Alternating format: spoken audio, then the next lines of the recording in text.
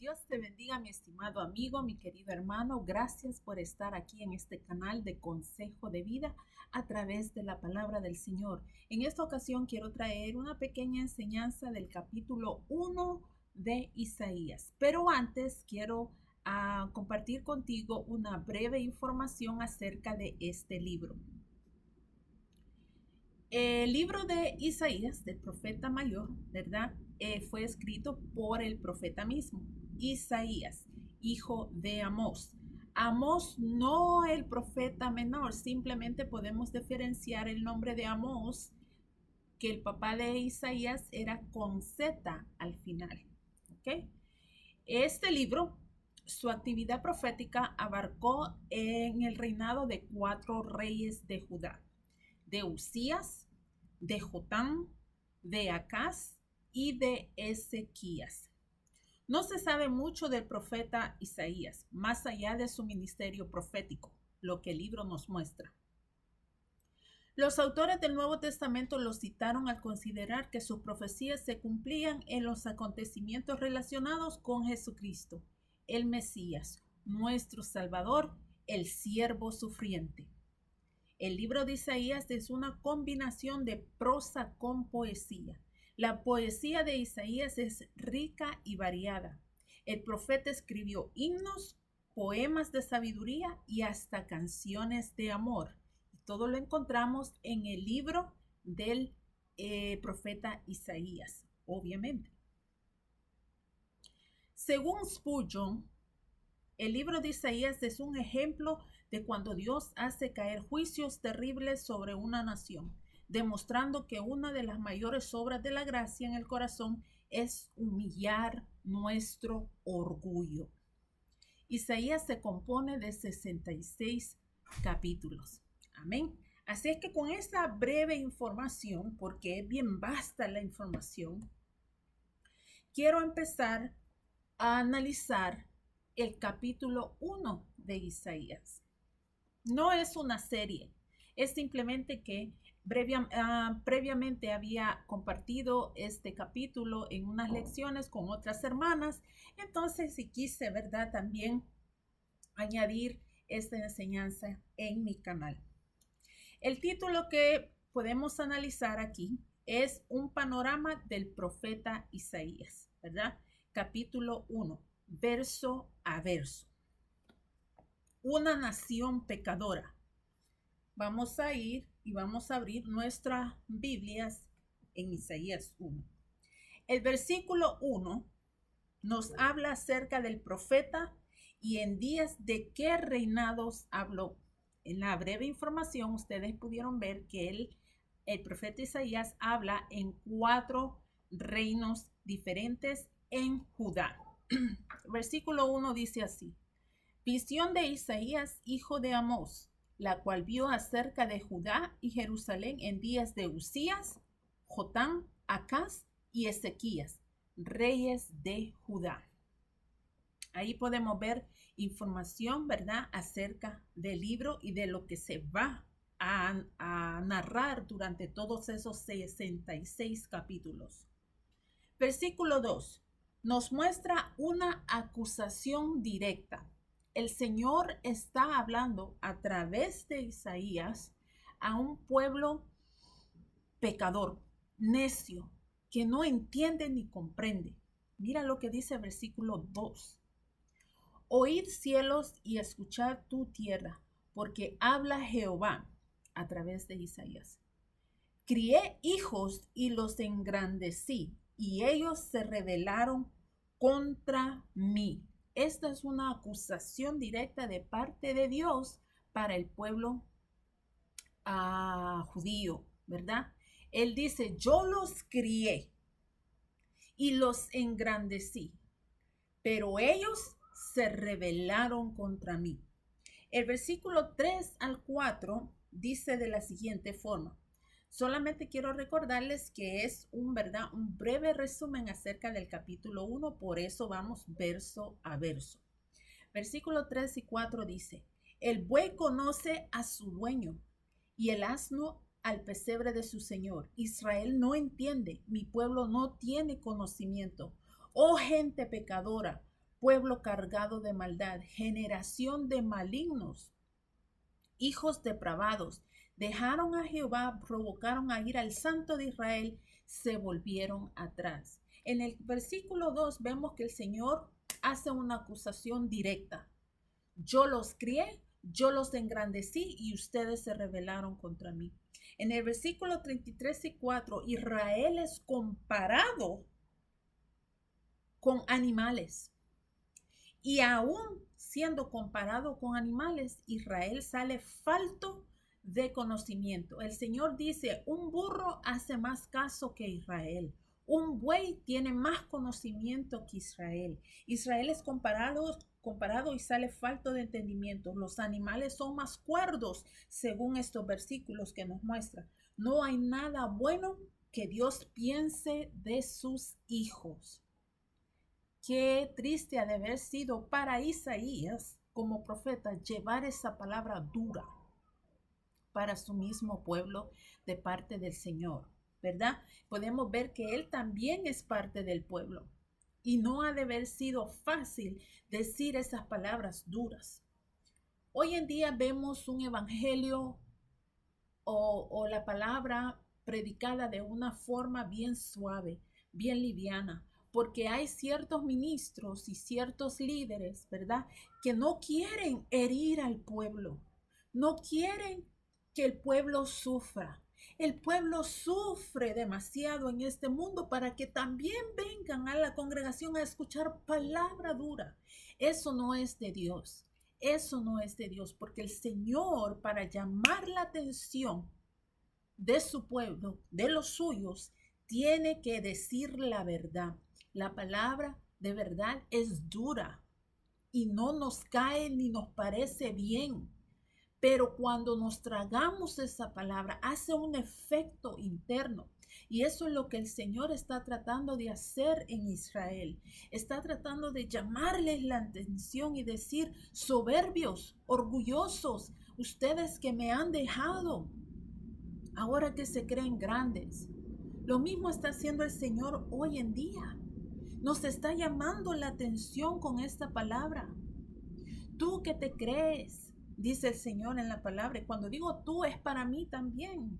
Tú que te crees mucho, que tienes aquí, que tienes allá. ¿Quién te ha dado la salud? ¿Quién te ha dado la vida? ¿Quién te ha dado la fuerza? Es Dios. Podemos analizar esta palabra, ¿verdad?, que fue dicha al pueblo de Israel, también aplicarla a nosotros hoy en día. Hay que escucharla. Mira lo que dice en el versículo 5 al 9. El Señor está siendo directo con Israel. Primeramente los acusa directamente. Ustedes me han dejado. Son los hijos malagradecidos después de que yo los engrandecí. Me han dejado. Y luego lo compara el Señor con animales. Los animales hacen más caso que ustedes. Entonces en el versículo 5 al 9, el Señor hace hincapié, ¿verdad?, a través de Isaías, la decadencia del pecado y de la rebelión que es vista no solamente en la vida espiritual, sino también en la devastación que hay en las tierras de Judá. Estamos hablando del capítulo 1. O sea que la desgracia espiritual no solamente se ve en la vida del pueblo de Judá, sino también en la tierra, o sea, se ve visible. Mira lo que dice del capítulo 5 al 9. ¿Por qué querréis ser castigados aún? ¿Todavía os rebelaréis? Toda cabeza está enferma y todo corazón doliente. Desde la planta del pie hasta la cabeza no hay en él cosa sana, sino herida, hinchazón y podrida llaga.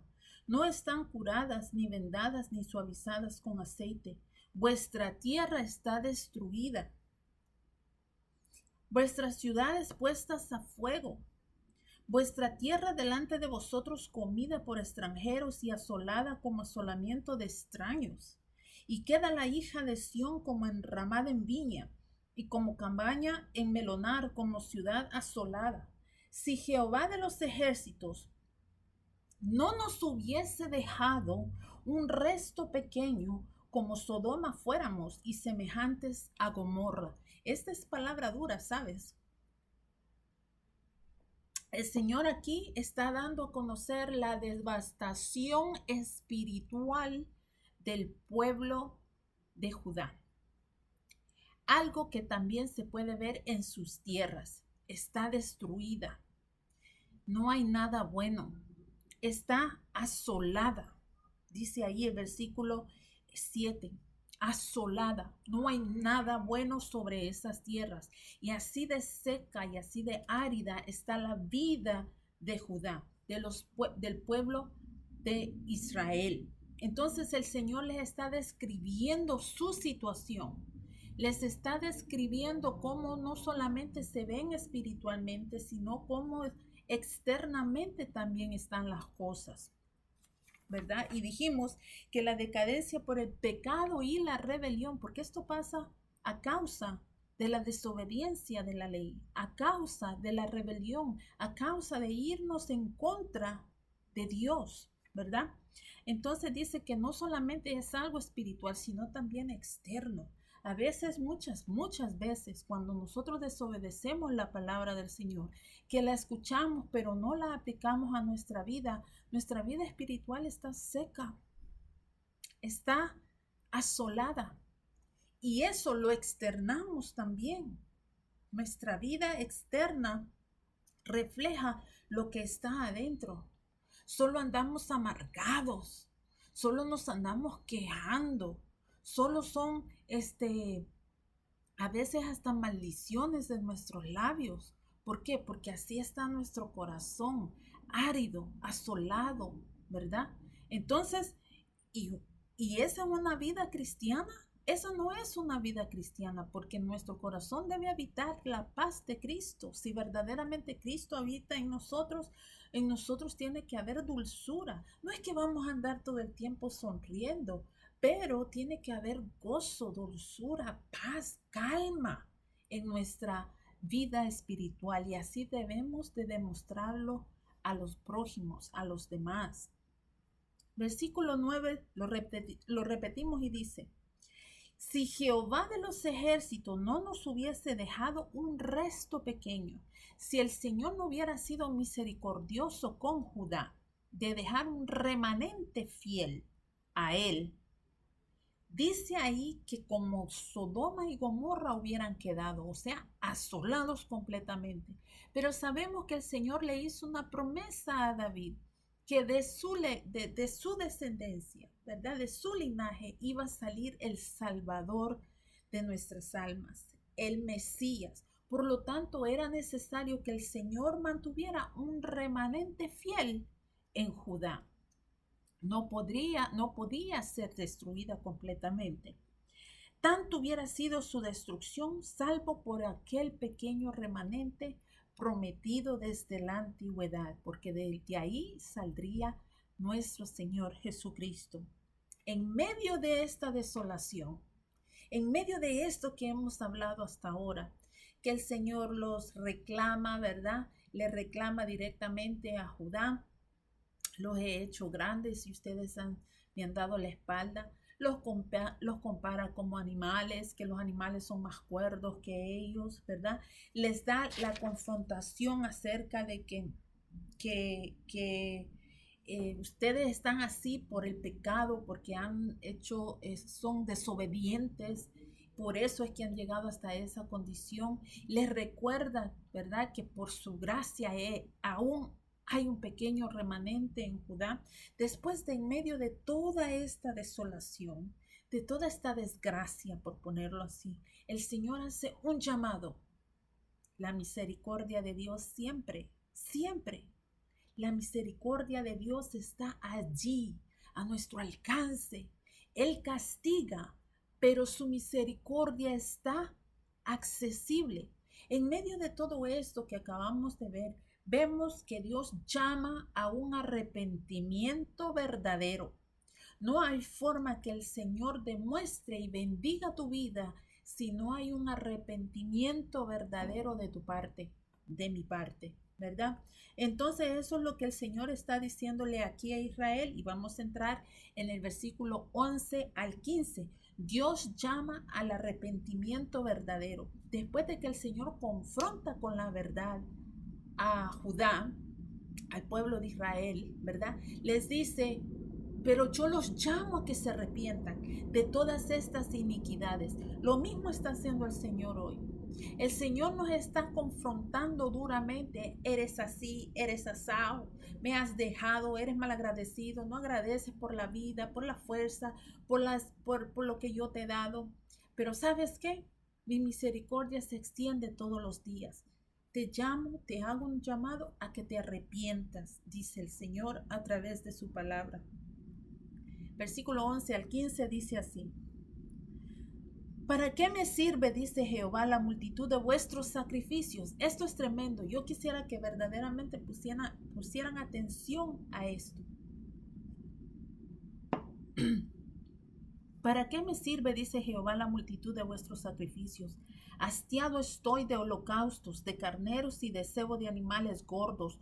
No quiero gran sangre de bueyes, ni de ovejas, ni de machos cabríos. ¿Quién demanda esto de vuestras manos cuando venís a presentaros delante de mí para hollar mis atrios? No me traigas más vana ofrenda, el incienso me es abominación. Luna nueva y día de reposo, el convocar asamblea no lo puedo sufrir. Son iniquidad vuestras fiestas solemnes. Vuestras lunas nuevas y vuestras fiestas solemnes las tiene aborrecidas mi alma, me son gravosas, cansado estoy de soportarlas. Cuando extendáis vuestras manos, yo esconderé de vosotros mis ojos. Asimismo, cuando multipliquéis la oración, yo no oiré. Llenas están de sangre vuestras manos. Estos versículos que acabamos de leer aquí son tristes. ¿Sabes por qué? Porque Israel en su rebelión, en su orgullo, habían dejado las leyes del Señor, mas sin embargo mecánicamente ellos seguían haciendo sacrificios, seguían guardando las fiestas anuales, seguían yendo al templo a adorar al Señor, pero eran paganos, eran idólatras, habían dejado las leyes del Señor, pero mecánicamente ellos seguían adorando al Señor. ¿Te hace eco esto? ¿Cuántas veces hemos ido nosotros a la congregación, a nuestras iglesias? Hemos orado, hemos ayunado, hemos leído la Biblia, hemos retirado esto y aquí, pero no ha habido un cambio interno en nuestra vida. Mecánicamente vamos a las congregaciones y levantamos las manos y cantamos, aleluya. Pero nuestro corazón está lejos del Señor porque aún seguimos caminando como impíos. No hemos dejado que la palabra del Señor verdaderamente entre a nuestras vidas y nos cambie y nos redarguye. Es lo mismo que el Señor le estaba diciendo a Israel a través del profeta de Isaías. Es lo mismo que nos está diciendo el Señor hoy en día a través de la Biblia, a través de ese libro del profeta Isaías. ¿De qué sirve que vayamos y hagamos sacrificio delante del Señor y no cambiamos nuestra vida? Seguimos siendo las mismas chismosas, seguimos siendo las mismas mentirosas, mal habladas, no damos ejemplo de la palabra en nuestra vida. ¿De qué sirve?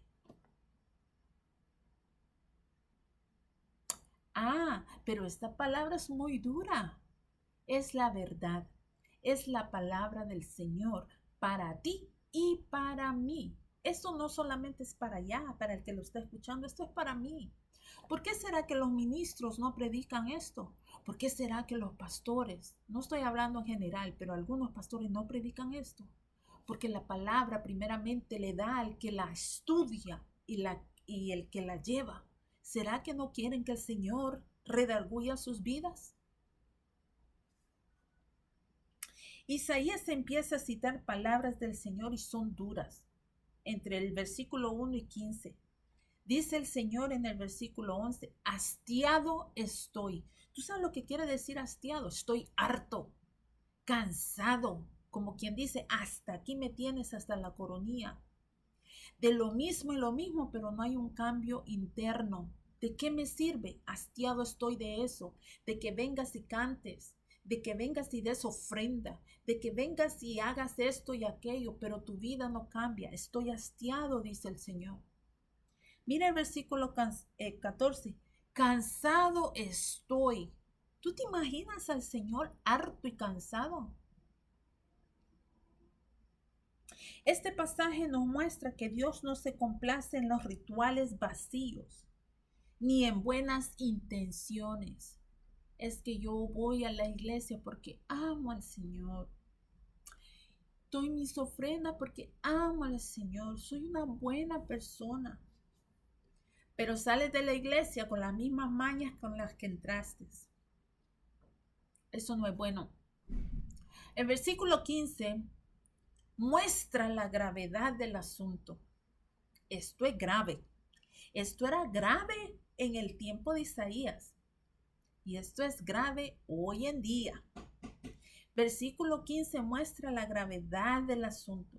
Dice, Dios no ve las manos extendidas, ni oye las oraciones.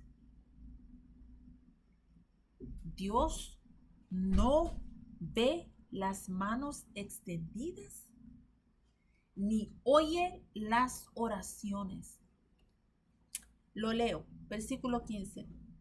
Cuando extendáis vuestras manos, yo esconderé de vosotros mis ojos.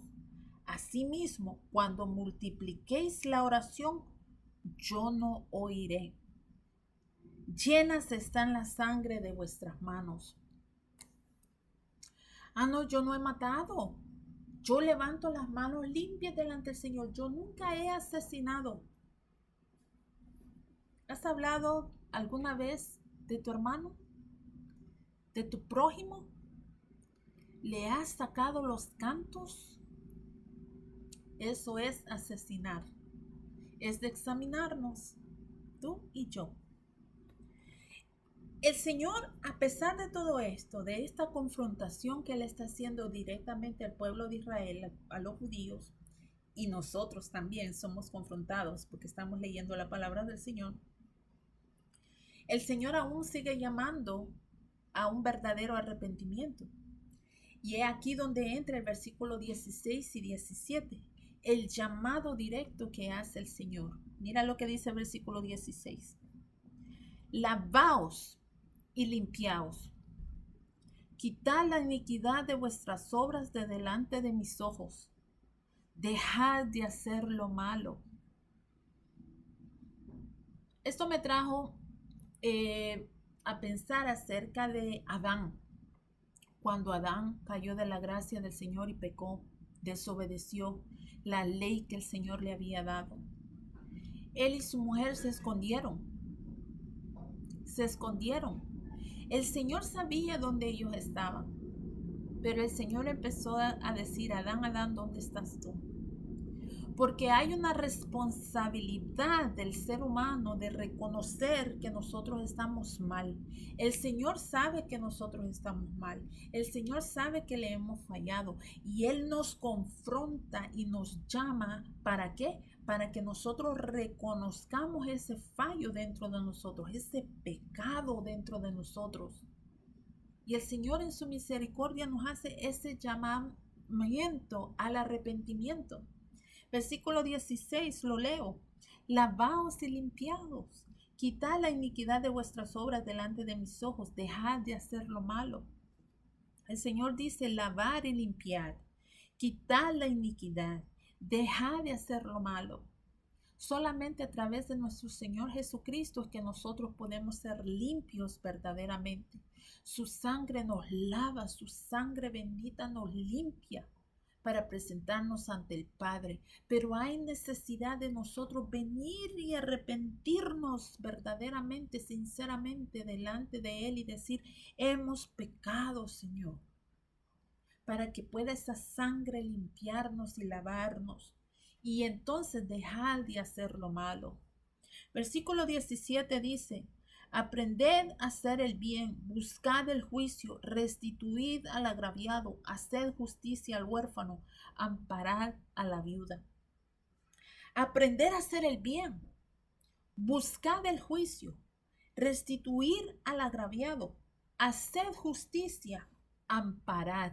Eso es lo que nos manda la palabra del Señor a hacer. Eso es lo que el Señor le mandó a los judíos a hacer a través, ¿verdad? Usando la boca de Isaías. Y ahora usando el libro de Isaías nos dice a nosotros aprender a hacer el bien, a comportarte tú y a comportarte bien delante del prójimo. Buscad el juicio. Nosotros somos justificados a través de nuestro Señor Jesucristo. Entonces nosotros tenemos que ser justos en lo que vemos. No somos perfectos, pero eso es buscar el juicio. Restituir al agraviado. Si yo he hecho mal, si yo he faltado, si yo le he fallado a alguien, pedir perdón, restituir al agraviado, perdóname por lo que he hecho. Esto de venir al arrepentimiento, solamente, ay Señor, me arrepiento de todos mis males y mis pecados y esto y ya. No, es accionar en ese arrepentimiento. Tengo que ponerme a cuentas con mi prójimo. Eso es restituir al agraviado, hacer justicia, amparado, o sea, dar a aquel que necesita. Si yo en mi poder hay de ayudar a alguien, tengo que hacerlo. ¿Oíste la palabra? Tengo que hacerlo. ¿Por qué? Porque eso es lo que manda el Señor. El camino hacia la redención reside en un cambio de conducta, en la práctica de la justicia y en el cuidado de los más vulnerables. Esto lo saqué de un libro que escribió mi hermana Jennifer Carola, que hace hincapié a esto que acabamos de leer y yo quiero leerlo nuevamente. El camino hacia la redención reside en un cambio de conducta, en la práctica de la justicia y en el cuidado de los más vulnerables. Versículo 18 dice, estamos en Isaías capítulo 1. Versículo 18 dice, venid luego, dice Jehová. Acordémonos que estamos en la parte donde el Señor está haciendo el llamado al arrepentimiento. El versículo 18 es hermoso porque el Señor nos llama. El Señor, Dios, nos está llamando. Dice, venid luego, dice Jehová, y estemos a cuentas. Si vuestros pecados fueren como la grana, como la nieve, serán emblanquecidos. Si fueren rojos como el carmesí, vendrán a ser como blanca lana. Nos muestra una invitación. El Señor dice, venid a mí. Ven, no tengas miedo. Y más ahora que el velo ha sido roto. El Señor Jesús nos ha dado libre acceso al Padre. No hay por qué temer. No necesitamos otra persona que nos lleve, solamente Cristo. Y Él ya ha abierto camino, ya nos ha dado acceso libre hacia el Padre. Por lo tanto, no hay que temer, no hay miedo al acercarnos al Padre de una forma reverente. El versículo 18 nos muestra una invitación a dialogar con Dios. Las personas descritas en este capítulo estaban dispuestas a llevar toda clase de sacrificios. ¿Se acuerda? Sacrificio mecánico, de una forma mecánica, sin que hubiera algún efecto en sus corazones. Mas Dios exige una comunión, una entrega verdadera, tal y como lo dice en Deuteronomio capítulo 6, versículo 5. Y amarás a Jehová tu Dios de todo tu corazón y de toda tu alma y con todas tus fuerzas. Esto de ir a la iglesia, a la congregación, sentarnos y salir nuevamente, eso es algo mecánico. Verdaderamente tenemos que dejar que las escrituras y la oración sea verdadera en nuestra vida, una relación personal con el Señor.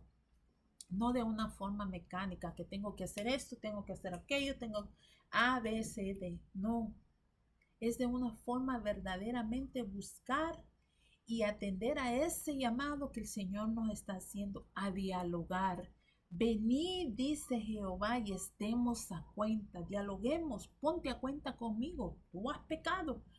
Empieza a listar los pecados, los errores, las faltas, las fallas que has hecho, que yo estoy dispuesto a perdonarte si verdaderamente te arrepientes.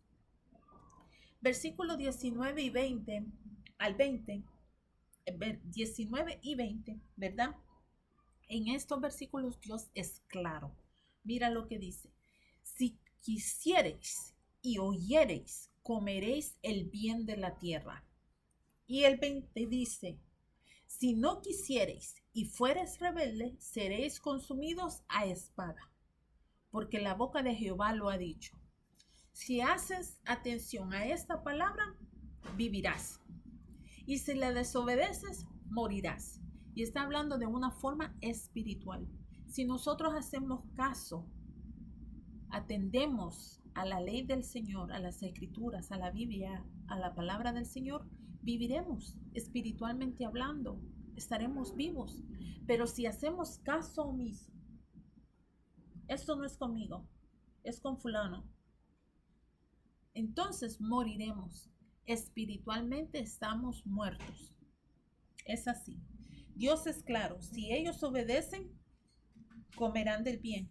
Y si desobedecen ellos, serán comida de sus enemigos. Lo mismo nos está diciendo hoy el Señor. Escucha la palabra del Señor. Atiende a mi llamado y vivirás. Mientras no hagas eso, no puedes vivir espiritualmente. Seguirás muerto en tus delitos y pecados, aunque digas que eres cristiano. Versículo 21 al 23 dice, ¿cómo te has convertido en ramera, oh ciudad fiel? Llena estuvo de justicia, en ella habitó la equidad, pero ahora los homicidas. Tu plata se ha convertido en escoria, tu vino está mezclado con agua. Tus príncipes prevaricadores y compañeros de ladrones, todos aman el soborno y van tras las recompensas, no hacen justicia al huérfano, ni llega a ellos la causa de la viuda. Judá está siendo comparada que antes ella era fiel. Antes esa ciudad, ese pueblo, ¿verdad? Era un pueblo que amaba al Señor, que era fiel al Señor, mas ahora es comparado a una ramera. ¿Saben lo que es una ramera? No me voy a poner a explicarlo, ya tú lo sabes, busca el contexto. La ciudad fiel de Jerusalén ahora es conocida como una ramera y actúa injustamente. Estas son palabras del profeta Isaías al pueblo de Judá. Mira la condición tan degradante que estaba el pueblo de los judíos en ese tiempo. Y el Señor en su amor y su misericordia aún los llama al arrepentimiento. El versículos últimos del 24 al 31 vemos que yo no voy a ponerme a leer, eso lo lees tú en tu casa, del 24 al 31, pero lo voy a resumir. Estos versículos, ¿verdad? El Señor dice que removerá. Él hace una comparación ya. Anteriormente vimos que el Señor los llama, los exhorta, les dice A, B y C acerca de su pecado. Luego, en amor, Él los llama al arrepentimiento y les dice, ¿sabe qué? Mi misericordia está extendida. Vamos tú y yo a dialogar. Ponte a cuentas conmigo y yo estaré dispuesto a perdonarte, dice el Señor. Ahora del versículo 24 al 31, el Señor removerá, dice, a todos los infieles de Israel y restablecerá la justicia en Jerusalén. O sea que el Señor limpiará, hará una limpieza. Acuérdate que en Judá hay un remanente. Hay un pueblo separado que aún no ha doblado rodillas a los Baales, a los ídolos. El Señor es su centro. Entonces el Señor dice que Él restablecerá a todos los fieles. Establecerá la justicia en Jerusalén. Esos que se arrepientan, ¿verdad? Serán redimidos, pero esos que no serán quebrantados y consumidos. El Señor es claro. En ese versículo de 24 al 31, ese es el mensaje. Dice que todos los que se arrepientan serán redimidos, o sea, serán rescatados, serán salvos. Pero aquellos que no se arrepientan serán quebrantados y consumidos. Algo que también se aplica hoy en día. El Señor Jesús todavía es la puerta, el camino, la verdad y la vida. Y Él sigue llamando y diciendo, vengan a mí para que sean salvos y redimidos. Pero todos aquellos que sean desobedientes a ese llamado serán consumidos, serán quebrantados. Y estamos hablando de una forma espiritual, porque hay muchos que tú puedes decir, impíos, que dicen, o cristianos que dicen, no, aquel impío está siendo bendecido, mira, tiene carro, tiene casa, tiene familia, una familia bonita, tiene salud. Tú no sabes, podrán tener todo eso, pero ¿qué de sus almas? ¿Qué es lo que le interesa al Señor? Al Señor le interesa la alma. ¿Qué importa que tengan todo eso los impíos, si sus almas estarán condenadas por la eternidad? En conclusión, mi querido hermano, lee en tu casa, analiza más este capítulo 1 del libro de Isaías. Es bien interesante. Yo solamente te he dado unas pausas, te he dado unas pinceladas, como he aprendido esta palabra. Te he dado una guía para que tú puedas seguir aprendiendo. En conclusión, el mensaje de Isaías aún resuena y yo se los he estado presentando. Nos desafía a examinar nuestros corazones, a arrepentirnos de nuestra rebelión y a través de la obediencia escoger la vida y no la destrucción. Así es que, mi hermano, espero haya sido de bendición esta palabra a tu vida. Sigue leyendo tu Biblia, sigue aprendiendo del Señor. No te arrepentirás. Es alimentación para nuestras almas. Es consejo de vida. Dios te bendiga.